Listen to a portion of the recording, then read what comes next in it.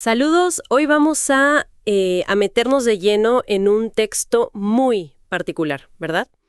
Un sermón de Charles Haddon Spurgeon. Así es. El número 1910, El corazón del Evangelio, predicado allá por 1886. Un texto clave. Exacto.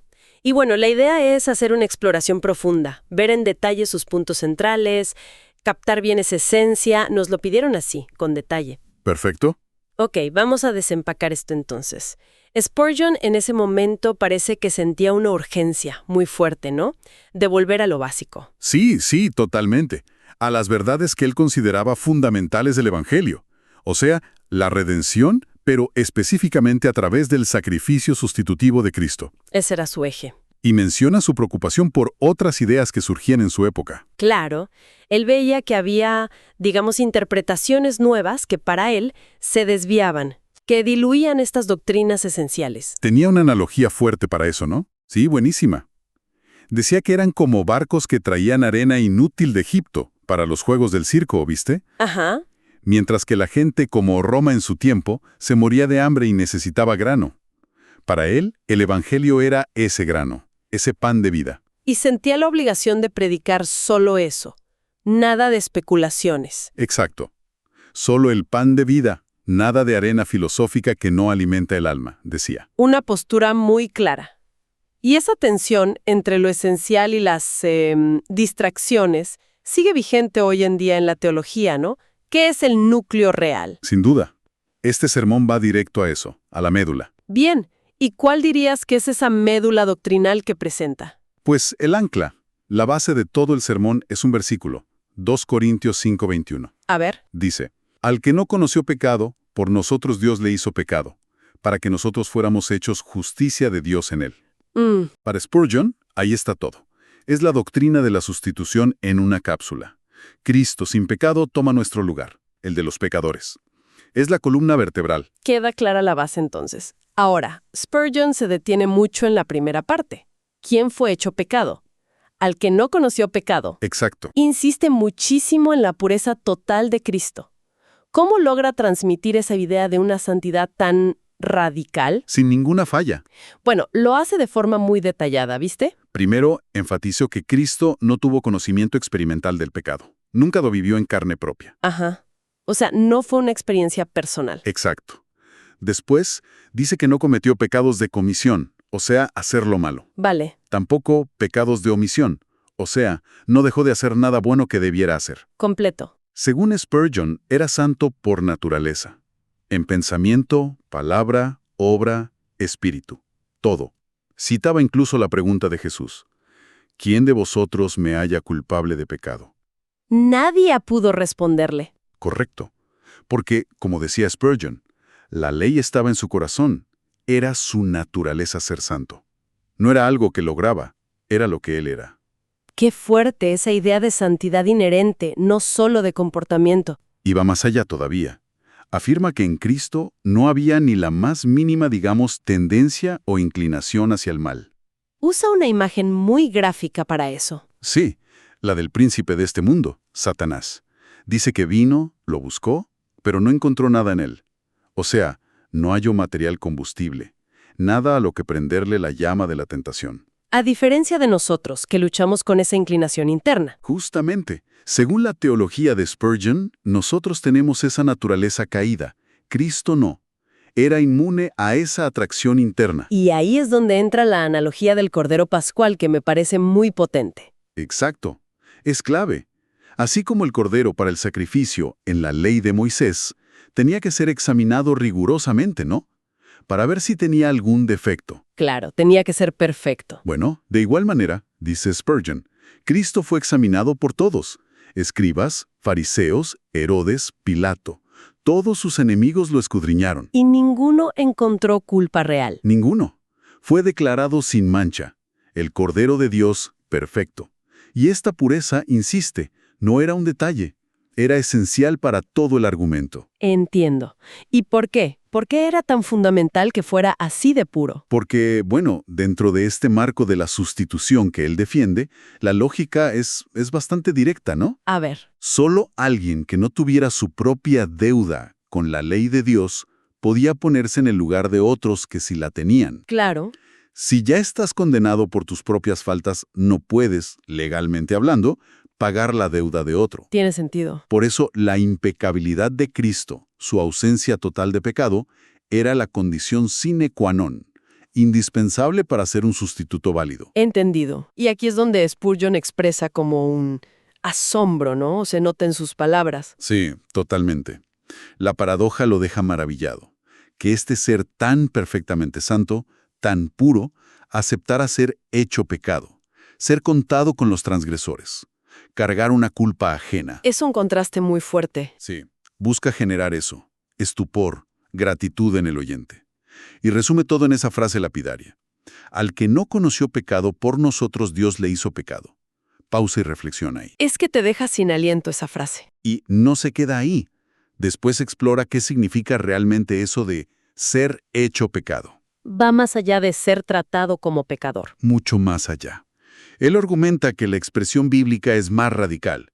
Sugiere que, en la cruz, la justicia divina trató a Cristo como si fuera la personificación misma del pecado. ¿Pecado en abstracto, dice? Sí, pecado en abstracto.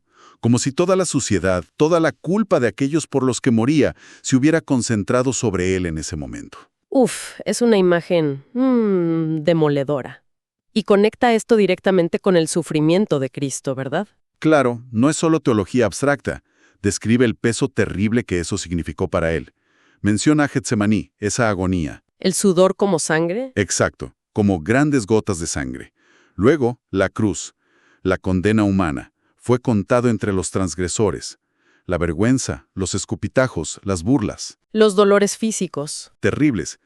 Y sobre todo, dice Spurgeon, la agonía del alma. Es sentirse abandonado por Dios. El grito. Dios mío, Dios mío. Oh, ¿por qué en tu ira me has desamparado? Ese grito, para Spurgeon, es la expresión más honda de lo que implicó ser hecho pecado. El abandono divino. Incluso habla de sufrimientos que no podemos ni imaginar. Sí, los llama sufrimientos desconocidos, una angustia que va más allá de nuestra comprensión, y sugiere que su naturaleza divina, lejos de aliviarlo, le dio una capacidad casi infinita para soportar esa ira divina contra el pecado, una carga que ningún ser humano normal podría aguantar. Entonces, la frase Dios le hizo pecado intenta abarcar todo eso. Humillación, oscuridad, dolor, abandono. Exacto. Toda esa cima de sufrimiento. Un lenguaje muy, muy potente. Ahora, la pregunta clave que sigue es, ¿quién hizo esto? ¿Quién realizó esta sustitución tan increíble? El texto es claro, no. Por nosotros, Dios le hizo pecado. Dios Padre. Ahí pone Spurgeon un énfasis enorme. En la acción de Dios. Lo mira desde varios ángulos. Primero, la soberanía divina. ¿Qué quiere decir con eso? Bueno, que Dios tiene la autoridad absoluta para hacer lo que Él decide en su plan. Fue Dios Padre quien decretó y ejecutó esta transferencia de culpa y castigo. Y si Él lo hizo, es incuestionable. Esa es la idea. Siendo el juez supremo, su decisión es justa y correcta por definición. Si Él lo ordenó, está bien. Ok, la autoridad de Dios lo valida. ¿Qué más? Segundo, la justicia divina. Argumenta que Dios es perfectamente justo, y su justicia no podía simplemente ignorar el pecado, no podía barrerlo debajo de la alfombra. La ley tenía que cumplirse. El sacrificio sustitutivo es la manera en que Dios satisface su propia justicia. Demuestra lo grave que es el pecado y su propia santidad. Menciona esa pregunta de Génesis. Sí, ¿el juez de toda la tierra no ha de hacer lo que es justo? Para Spurgeon, la muerte de Cristo es la máxima expresión de la justicia de Dios, actuando. Soberanía, justicia, y falta algo clave en el cristianismo. La gracia inmensa. Ahí está la paradoja más increíble del amor de Dios. Porque no solo exige justicia, Sino que Él mismo provee la manera de satisfacerla. ¿Y cómo? Entregando a su propio Hijo, a su otro yo, como dice Spurgeon a veces, refiriéndose a esa unidad íntima en la Trinidad. que Dios mismo de la víctima. Es la prueba máxima de su amor y su gracia hacia nosotros, que no la merecíamos. Entonces, el argumento de Spurgeon es, si fue Dios quien lo hizo, se acaba la discusión humana sobre si era justo o no. Si satisface a Dios, nos tiene que satisfacer a nosotros. Muy teocéntrico. Totalmente. Y eso nos lleva directo a la consecuencia de todo esto para los creyentes, el final del versículo. El propósito, para que nosotros fuéramos hechos justicia de Dios en él. Exacto. ¿Y cómo explica Spurgeon esta segunda parte del intercambio? ¿Qué significa ser hechos justicia de Dios? Bueno, primero, significa ser declarados justos delante de Dios. Ojo, no por méritos nuestros, que no tenemos, Claro. sino solamente por la fe en Cristo y lo que Él hizo. Es una justificación legal, digamos. Un veredicto de no culpable, porque el sustituto ya pagó. Un cambio de estatus legal. Sí, pero Spurgeon, siguiendo la fuerza del lenguaje bíblico, va un poco más allá. Sugiere que no es solo un estatus. Es como si, de una manera real, aunque misteriosa, fuéramos transformados en la sustancia misma llamada justicia. ¡Wow! Eso es más profundo. ¿Una transformación de identidad? Justamente.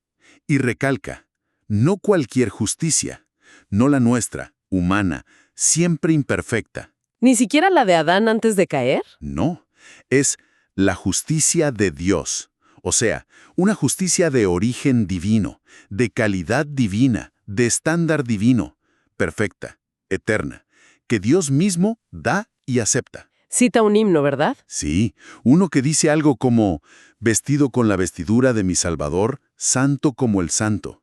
Captura esa idea. La imagen que queda es tremenda. Nosotros, pecadores, pero cubiertos tan perfectamente con esa justicia de Cristo que Dios ya no ve nuestro pecado, sino esa justicia divina. Exacto, nuestros pecados quitados, borrados.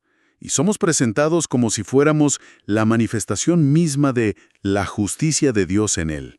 Pasamos de ser definidos por el pecado a ser definidos por la justicia de Dios. Entonces, ¿qué significa todo esto en la práctica? ¿A dónde nos lleva esta doctrina? Buena pregunta, porque Spurgeon no la deja ahí flotando en la teoría. Toda esta explicación tan profunda sobre la sustitución, en el versículo 21. La del intercambio. Sí, sirve como la base, el fundamento firme para la aplicación práctica y urgente que hace justo en el versículo anterior, el 20. A ver, ¿qué dice el 20? Así que somos embajadores en nombre de Cristo, y como Dios os exhorta por medio nuestro, rogamos en nombre de Cristo. Reconciliaos con Dios. Ah, claro. La doctrina fundamenta el llamado. No es un fin en sí misma. Exactamente. Es la razón del llamado a la reconciliación. Y aquí Spurgeon se pone a sí mismo y a otros predicadores como embajadores en nombre de Cristo. ¿Cómo entiende ese rol? Es interesante porque dice que no se enfoca en el honor del cargo. No le importa la dignidad de ser embajador. ¿Entonces en qué? En el mensaje que trae. Paz. Dios, a través de ellos, está ofreciendo términos de reconciliación a un mundo que, bíblicamente hablando, está enemistado con él por el pecado. Y se nota una pasión muy personal cuando hace este llamado, ¿no? Sí. Se siente que habla desde su propia experiencia de haber sido reconciliado. Y eso le da un deseo, un fuego interno para que otros también encuentren esa paz con Dios. Su confianza no está en él mismo. Para nada, no en su elocuencia, sino en la certeza de que Cristo quiere y puede recibir a cualquiera que vaya a Él con fe, no importa lo bajo que haya caído. ¿Da ejemplos de su época? Sí, ejemplos muy vivos. Habla de prostitutas transformadas, borrachos liberados, como prueba de que la puerta de la gracia está abierta de par en par, que nadie que confíe en Jesús será rechazado. Las frases que usa para describir este llamado son muy fuertes. Primero, como Dios os exhorta por medio nuestro. Parémonos un segundo ahí. Es tremendo. Spurgeon mismo se admira. El Dios Todopoderoso, el Creador, el Juez, no solo ordena, sino que exhorta, ruega, suplica a sus criaturas rebeldes que hagan las paces con Él. Es casi impensable. Él dice que siente una compasión reverente por Dios al pensar en eso, en esa condescendencia divina. Es como si Dios mismo, usando la voz humana del embajador, estuviera llamando, extendiendo las manos. Y la siguiente frase lo intensifica más. Rogamos en nombre de Cristo. Aquí la lógica que usa es conmovedora. Dice, si Cristo intercedió por nosotros hasta morir, entonces los que hemos recibido esa gracia tenemos ahora el deber y el privilegio de seguir esa intercesión. En su nombre. Rogar como si Cristo rogara a través nuestro. Exacto. Debemos rogar a otros como si el propio Cristo estuviera rogando a través nuestro. Spurgeon se siente pequeño ante esa tarea, Casi pide perdón por su debilidad, pero se compromete a rogar con toda su alma, tratando de imaginar cómo lo haría Cristo.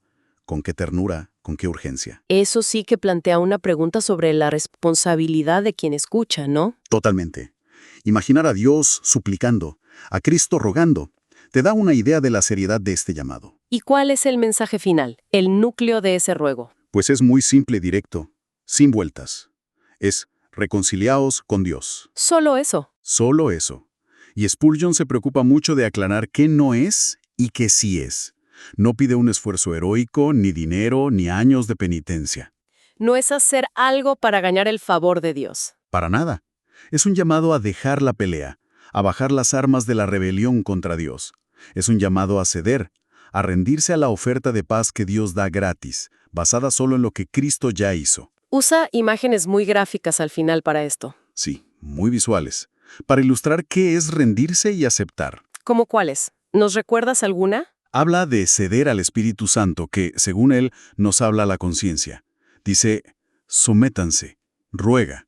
Rendirse. Sí, rendirse ante la imagen de las manos de Cristo clavadas en la cruz por amor. Advierte, no endurezcan el corazón ante esta invitación. Y simplifica el llamado a Creer y vivir. Creer en lo que hizo Cristo y recibir la vida que Él ofrece. Tan simple y tan profundo como eso. Y la imagen final es muy potente también. Sí, la de huir de la ciudad de destrucción, del pecado, sin mirar atrás, como la mujer de Lot, y correr. Correr hacia la seguridad del hogar del Padre. Donde espera el Salvador. Exacto. Describe al Salvador sangrante esperando en la puerta, no para juzgar, sino para recibir. Para decirte, yo fui hecho pecado por ti, para que tú ahora seas hecho justicia de Dios en mí. Es un llamado final lleno de urgencia, sí, pero sobre todo de esperanza y bienvenida. Haciendo un balance de esta exploración tan detallada, queda muy claro, ¿no? Para Spurgeon, el corazón del Evangelio, el núcleo mismo, es este sacrificio sustitutivo de Cristo. Sin duda. El inocente, hecho pecado por Dios mismo en lugar nuestro.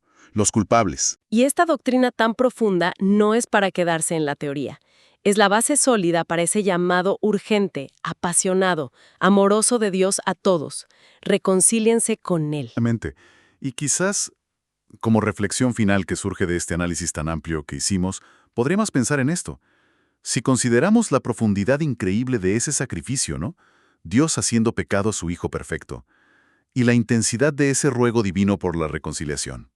Si alguien es realmente hecho justicia de Dios en él, ¿qué tipo de transformación implica eso? Una transformación radical, tangible, en la vida diaria. Más allá del estatus legal, decías. Claro. ¿Cómo se vería esa justicia de Dios en la práctica? En la forma de pensar, de sentir, de actuar, de relacionarse con Dios, con los demás. ¿Qué implica vivir esa nueva identidad? Es una pregunta para seguir masticando, ¿no? Sobre las consecuencias vivenciales de una verdad tan central.